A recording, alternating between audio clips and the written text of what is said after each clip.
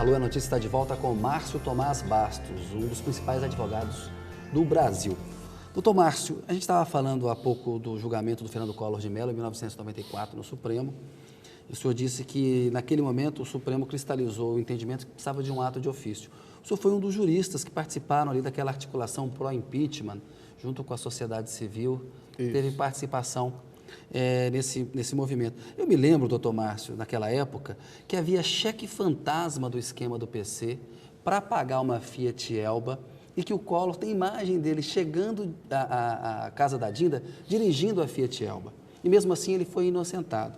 É claro que o cheque fantasma, ele dirigindo, isso não são atos de ofício da presidência da República. Então eu pergunto para o senhor uma coisa que tem sido muito dita pelos advogados de defesa, que a Procuradoria-Geral da República tem acusado mal, acusado errado. Aí eu pergunto para o senhor, para registro histórico, se a Procuradoria-Geral da República errou ao acusar o Collor, porque havia lá cheque fantasma, havia a Fiat Elba, e se ela está errando agora, se os réus do mensalão estão sendo mal acusados, que é no sentido de serem acusados de crimes que não cometeram.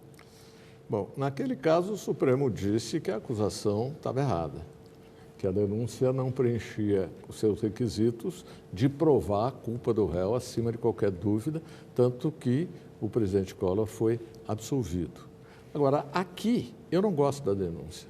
Eu acho que a denúncia delira um pouco, acho que a denúncia se afasta dos fatos, acho que a denúncia, depois de ter sido deduzida e ao final da instrução, nas alegações finais do Ministério Público, ela mudou um pouco o seu foco, já disse isso por escrito, já disse isso em sustentação oral, em relação aos meus clientes, de modo que eu acho que é um trabalho difícil, mas não acredito que a Procuradoria da República, sem embargo do alto nível dos seus integrantes, não acredito que ela tenha ido bem nesse caso. Por que é importante um cidadão ser bem acusado?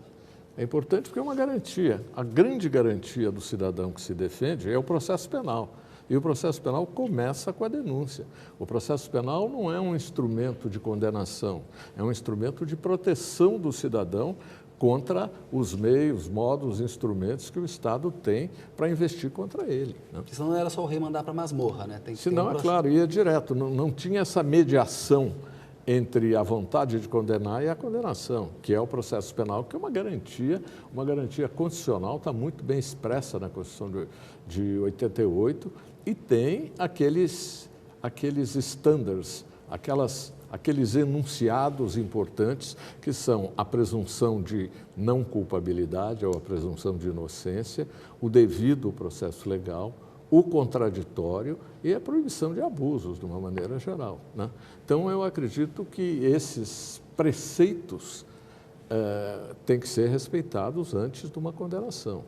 E acredito que nesse julgamento nós ainda vamos ver muitos acontecimentos, muitas surpresas. Agora, doutor Márcio, a gente viu ali o ministro César Peluso, que foi juiz durante 40 anos, 45 anos, ou seja, ele é o protótipo do juiz ali. Ele falando que evidências e indícios podem servir de prova, dizendo, olha, o cidadão lá, o ex-presidente da Câmara, recebeu uma quantia, teve uma reunião com o Marcos Valério. O Marcos Valério se prestou a fazer esse serviço para o PT, por quê? Porque ele queria influência, obviamente, no governo, benéfica. Ou seja, esses indícios todos, em caso de corrupção, como disse também o ministro Marco Aurélio Mello, que se você não tem ali uma prova, uma confissão de corrupção assinada, esse daí não tem... Indícios fazem parte das provas, claro. A prova indiciária existe. Agora, eu não quero discutir o mérito dessas questões que ainda estão, em grande parte, abertas. Só tem um cliente para defender lá. Eu tenho um cliente para defender e não quero discutir o processo no seu macro. Agora, eu não gosto muito desse argumento de autoridade, dizer, não, o sujeito é experiente, se ele disse, então é porque está certo. Porque os juízes erram também, assim como nós erramos. O Rui Barbosa tem uma frase muito bonita quando uma vez o censuraram porque ele tinha discordado violentamente de um ministro do Supremo. Ele disse o seguinte, eu tenho o dever de defender a instituição, mas tenho o direito de criticar os seus integrantes. Então, essa possibilidade que o direito de defesa tem como inerente a ele essa possibilidade de discutir as decisões, de mostrar que os juízes erraram, de mostrar que os juízes estão avaliando mal, é fundamental dentro de um regime de um Estado democrático de direito. E é isso que eu acho que é importante de se fazer nesse julgamento. O direito de defesa no Brasil hoje está vivendo um momento perigoso. Está vivendo um momento perigoso em que há várias ameaças a ele. E o direito de defesa é tão importante como a liberdade de expressão. Eles são irmãos gêmeos, são siameses, assim, dentro do Estado democrático de direito. De modo que eu tenho um pouco de... Eu não gosto quando eu ouço falar assim, não, mas o juiz é do Supremo e falou, então é verdade. Então é verdade. Não é, meu. Isso não é verdade. São homens, são falíveis. O Rui Barbosa também dizia o seguinte, o Supremo tem o duvidoso privilégio de errar por último. Mas, mas erra também. Mas erra também. Doutor Márcio, a gente tem visto aí toda uma argumentação em defesa do direito de defesa, que deve servir não só para proteger os inocentes, o culpado também merece ter um bom direito de defesa, né? Até para que mereça a correta punição, nem a mais, nem a menos. Agora eu pergunto para o senhor, nesse programa aqui, em 2009, então o presidente Lula disse que o mensalão era uma farsa, uma armação contra o governo dele. Só há pouco falou, ação penal 470, marca de fantasia, mensalão. Eu quero perguntar para o senhor, que conhece o caso, era ministro da Justiça na época em que os fatos aconteceram, participou como um dos mais importantes auxiliares do presidente Lula nas articulações de combate àquela crise. Nós falamos disso na entrevista que o senhor deu aqui ao É Notícia em 2000, quando o senhor saiu, em 2009 também, naquele ano, mesmo ano que o presidente Lula disse. Eu pergunto para o senhor, o que é o mensalão, na sua opinião?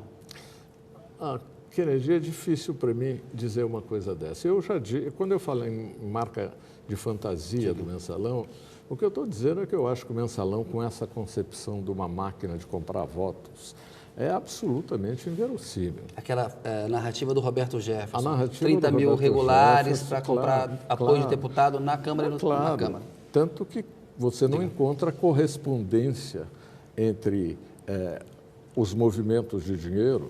Houve ilícito? Claro que houve, mas você não encontra correspondência entre os movimentos de direito e as votações na Câmara.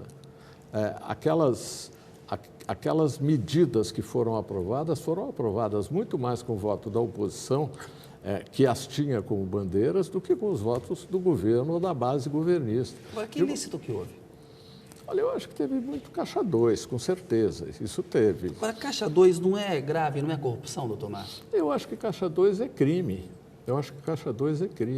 Agora, você está tentando me atrair para uma discussão que eu não quero fazer. Por quê? Porque eu estou defendendo, eu estou em pleno julgamento, na segunda-feira próxima, o voto do ministro relator continua em relação aos meus clientes, de modo que eu estou focado nisso. Isso. O senhor defende lá no Banco Rural o ex-vice-presidente... José Roberto Salgado. José Roberto Salgado, ex-vice-diretor e ex-vice-presidente. Isso, é isso. Isso. Só ele que o senhor defende? Só ele que eu defendo.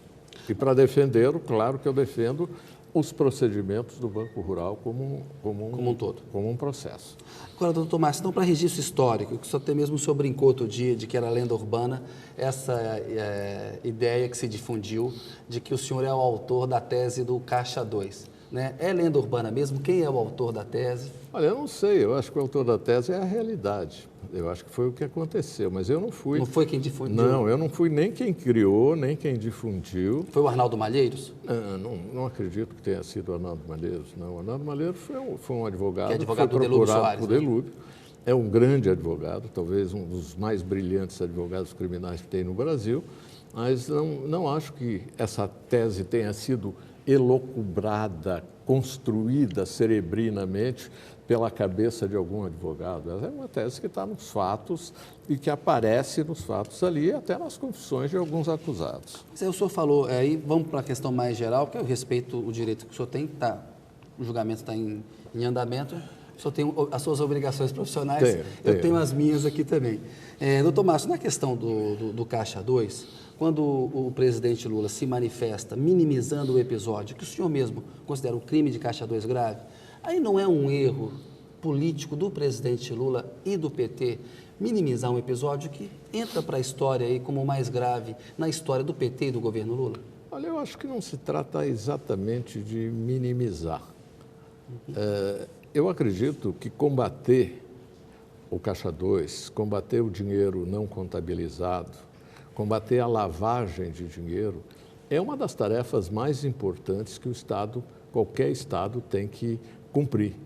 E é uma questão que cresceu muito no mundo depois da derrubada das Torres Gêmeas em 2001, lá nos Estados Unidos. Aqui no Brasil, no meu mandato como ministro da Justiça, nós trabalhamos muito nisso. Nós criamos um departamento chamado Departamento de Recuperação de Ativos e Cooperação Jurídica Internacional dentro do Ministério da Justiça, exatamente para combater a lavagem de dinheiro e para fazer a cooperação jurídica internacional. Porque quando você combate o dinheiro lavado, o dinheiro não contabilizado, o dinheiro do Caixa 2, o que é que você está fazendo? Você está segregando isso para aqueles criminosos que não têm outro caminho senão fazer isso. E a única maneira de fazer isso é com a coerção. É a mesma coisa que o imposto de renda. Eu me lembro que, quando eu comecei a minha vida profissional, o imposto de renda tinha um nível de exigibilidade muito escasso. Pagava quem queria, quem não queria não pagava. Depois o imposto de renda endureceu, criou a imagem do leão e fez um processo assim muito bem sucedido, de modo que hoje ninguém cogita de não pagar. Que tem medo de não pagar. O imposto de renda tem medo de não pagar. O doutor Paulo Lacerda, que foi diretor-geral da Polícia Federal. Diretor-geral da Polícia Federal, uma vez com aquela sabedoria de policial, de tira quase, nós estávamos conversando sobre isso, sobre as operações da Polícia Federal, como é que fazia, como é que não fazia. Ele falou, ministro, com aquele sotaque carioca dele, falou, ministro, o bandido não fica honesto, o bandido fica com medo.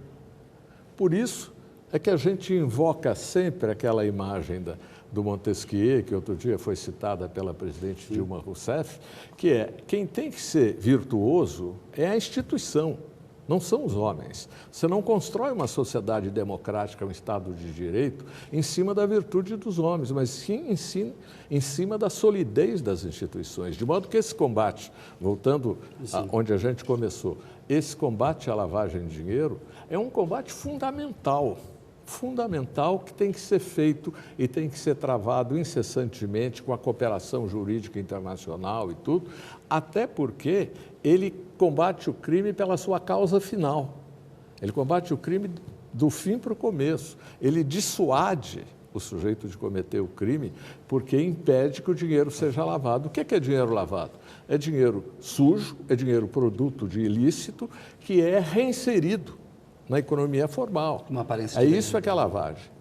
Então, essa luta realmente é muito importante, mas eu acredito que essa luta seja uma luta das instituições. E isso é sério. Agora, o Brasil tem uma grande complacência, ainda tem, com esses recursos não contabilizados. Tinha mais.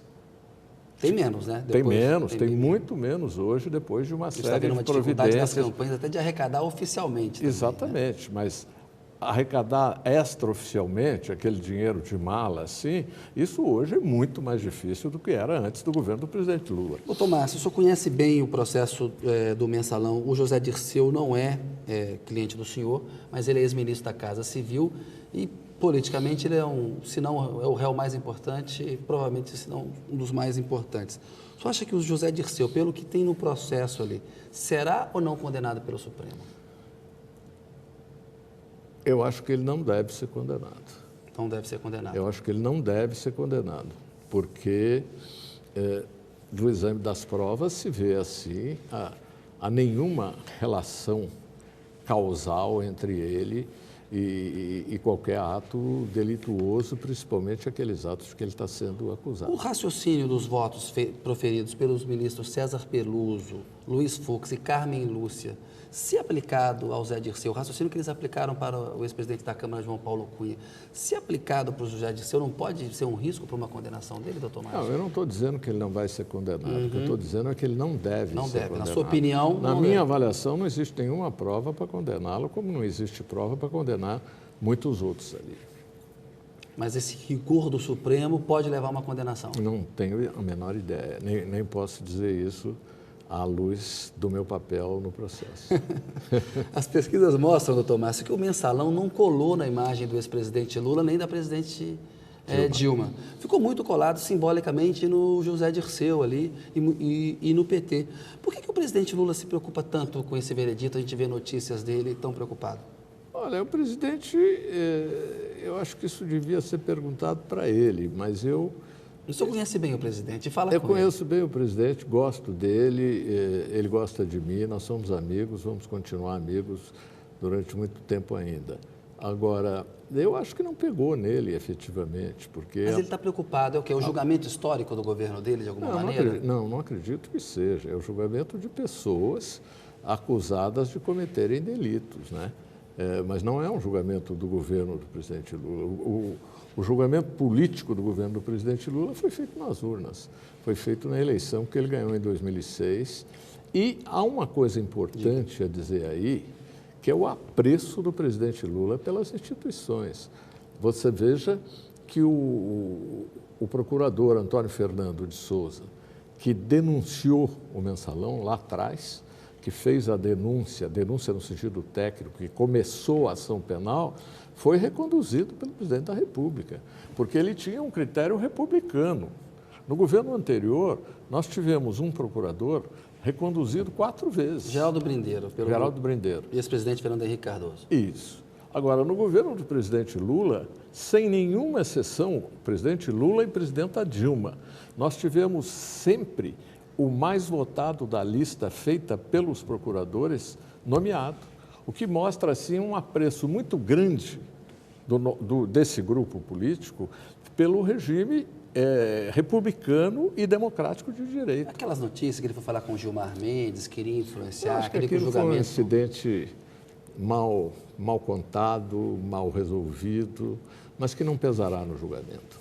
Doutor Márcio, o senhor falou logo no comecinho da questão do desmembramento do processo que aconteceu em relação ao mensalão do PSDB.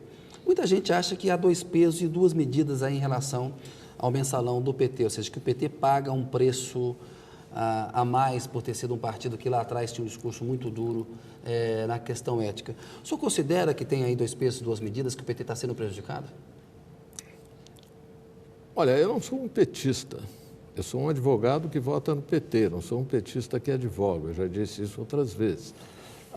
Mas eu acredito que a manutenção desse processo junto foi um erro muito grande. Ele chama muita atenção, ele tem um aspecto simbólico muito grande e ele é mais difícil de julgar. Tanto é mais difícil de julgar que o nosso cronograma está estourando hoje. Nós estamos na 2ª lua cheia. Ontem eu vi, na hora que eu saía do Supremo, nós começamos com a lua, já estamos na 2ª e eu espero que a gente não chegue na 4ª e na 5ª. Mas até porque eu postulei e propugnei a divisão do processo entre quem tinha foro e quem não tinha foro, eu considero um erro esse julgamento. Agora, me explica, doutor Márcio, como é que pode um cidadão ser denunciado, como o Luiz Guxiquem foi, e depois 11 ministros do Supremo, parte desses ministros aceitou ali a denúncia, e agora 11 ministros o absolvem. Assim, no caso ali, a denúncia contra o Guxiquem já não era uma grande injustiça?